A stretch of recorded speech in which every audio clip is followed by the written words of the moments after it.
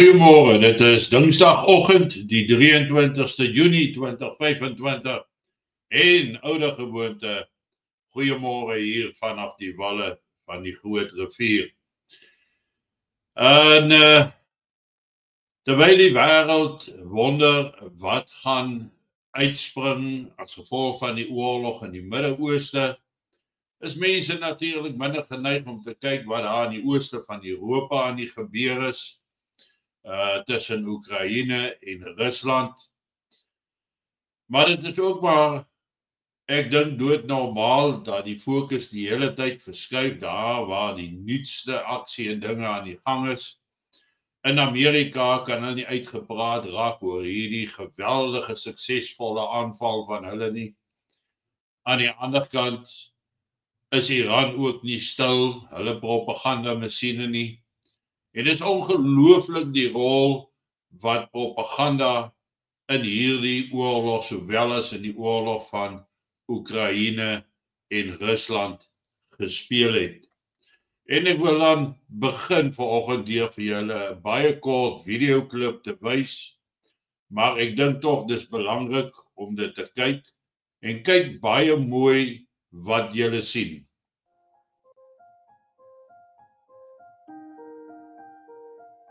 Hierdie is grafte van die Oekraïense gesneuweles.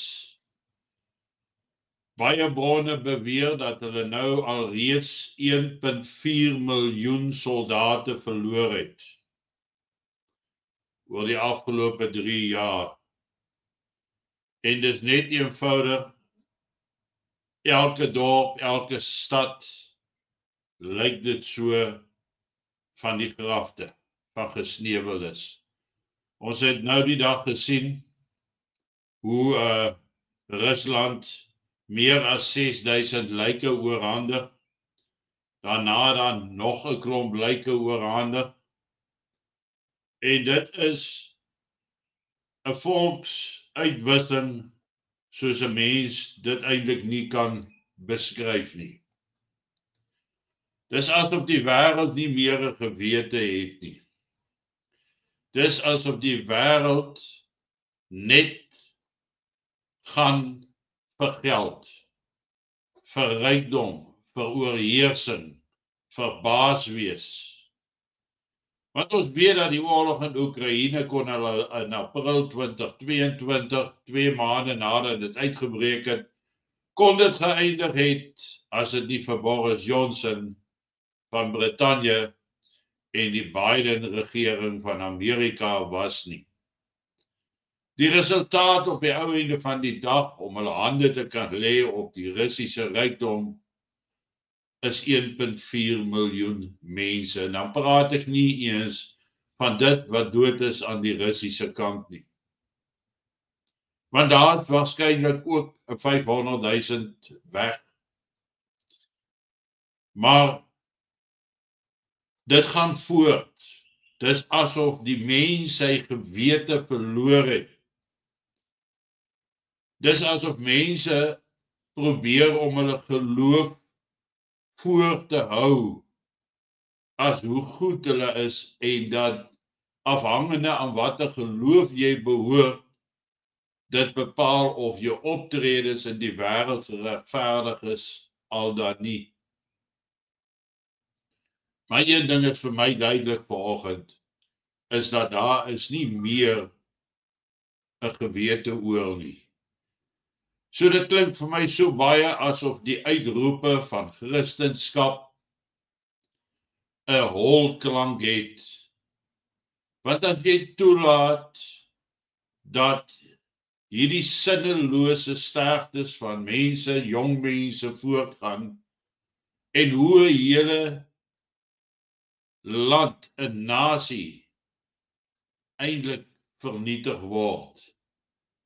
Want boonbehalwe die 1,4 miljoen dooie soldate in Oekraïne, het meer as 12 miljoen Oekraïense mense die land verlaat, wat nooit weer sal terugkeer na Oekraïne nie.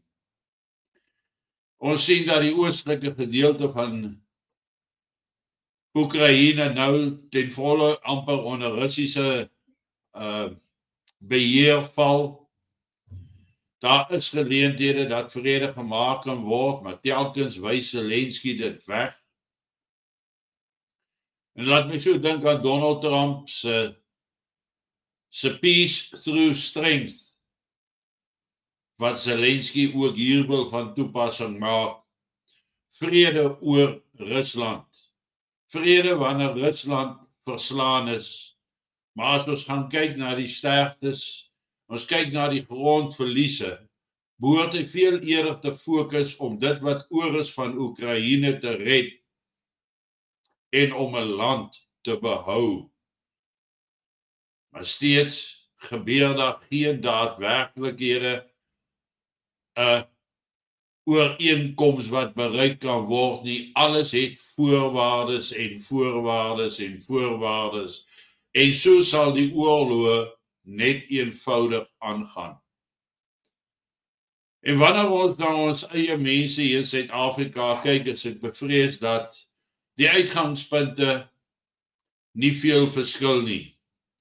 Dat die waardesisteme wat ons behoort te koester op ons veel geroemde Christenskap, en ek sê dit so vandag, want almal van ons wil daai Christenskap kledingstuk aantrek. En ek glo dat die meeste van ons is opreg. Tog laat ons dinge toe wat ons nie behoort toe te laat nie. Ons knip nie 'n oog wanneer ons armoede onder ons eie mense sien nie. Ons reik nie 'n helpende hand uit waar iemand swaar kry nie. Ek verstaan die vermoë wat 'n mens moet hê om ander te kan help, en ons word eintlik doelbewus verarm deur die misbruik van BEE, deur die feit dat dit baie moeilik raak vir blanke besighede en om nuwe besighede te begin. Dit bly moeilik, behalwe as daar 'n omkoopgeldjie ingaan. En al kan ons nie iemand anders finansiëel help nie, kan ons 'n persoon help met 'n paar bemoedigende woorde. Want net die wete dat jy omgee, beteken vir mense baie. Elke persoon behoort in sy eie oor die belangrikste persoon in sy lewe te wees. Ek praat nie nou van skepper nie. Ek praat nie nou van uit 'n geloofsoogpunt uit nie. Ek praat nou dat jy jou eie lewe baie belangrik is. Elkeen verdien 'n mate van erkenning. Dit is so hartseer om te sien hoe ou mense op die straat staan, wat al jare met pensioen moes wees, wat eintlik sorgeloos behoort oud te word, hoe hulle staan en itempies verkwansel. En dan koop 'n mens maar iets om te help. Maar ons hoef nie neer te sien op daardie mense nie, want dit is ons grootste siekte wat ons het in Suid-Afrika, en dis om te veroordeel en om neer te sien.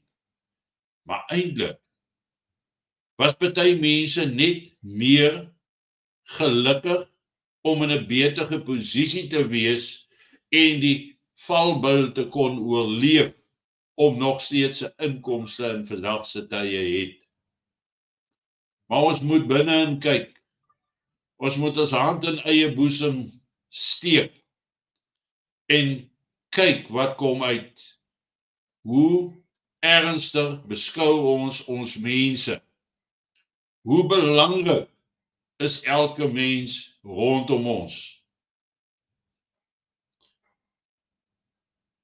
Verwyl jy 'n paar oomblikke om iemand moed in te praat, wat soos 'n boemelaar langs die straat is, wat by die robot staan en probeer om 'n geldjie te bedel?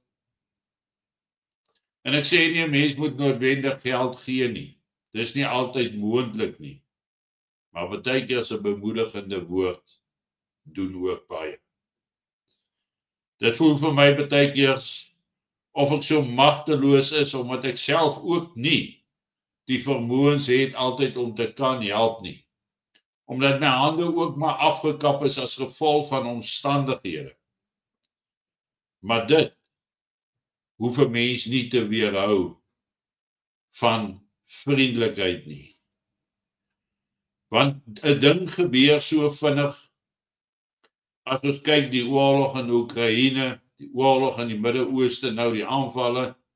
Jy het die tekens gesien voor die tyd en jy kon waarsku en sê daar gaan probleme kom, maar op die ou einde van die dag kom dit skielik en die prys is hoog.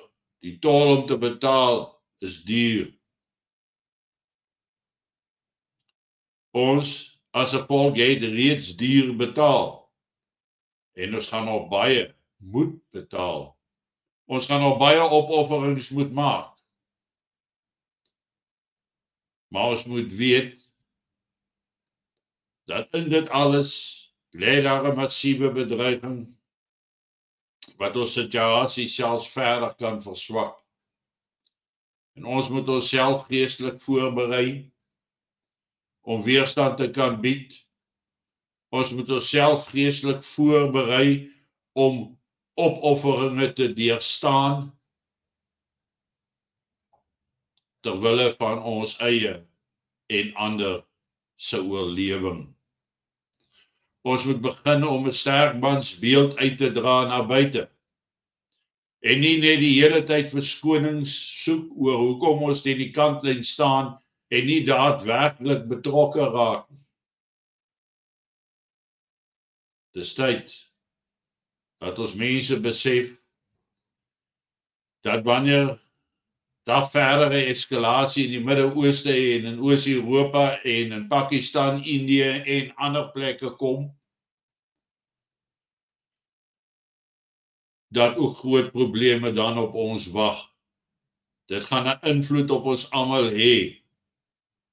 En die enigste rede waarom jy dit ontken, is die feit dat jy gemaklik en gerieflik lewe en daarom nie wil erken dat daar probleme in Suid-Afrika op pad is nie. En dis jammer. Want as ons nie gaan verenig as 'n front ter wille van ons eie oorlewing nie, is daar geen hoop vir ons volk nie. Geniet vanoggend jou kondensmelk koffie. Maak hom soet. Dink oor wat ek gesê het. En ek is dan môreoggend terug by julle. Mooi loop. Staan vas. Bly geanker in gebed, in geloof. Maar kyk met nuwe oë na jou eie mense rondom jou wat swaar kry.